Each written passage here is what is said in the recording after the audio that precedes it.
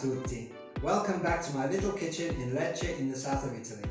My name is Francesco and today I'm feeling pretty lazy and very hungry. It's possible to be both. So what I'm going to make is pasta alla Puttanesca, which you've probably heard of and you probably know the name translates as horse pasta. Now, don't ask me why it's called that. There are a million stories. I'm just going to say it's because it's quick, easy, cheap, and very sexy. So I'm going to get started now. This is a very quick recipe. I hope you enjoy it. If you do, give me a thumbs up, click on the link, and follow me for more. Let's cook.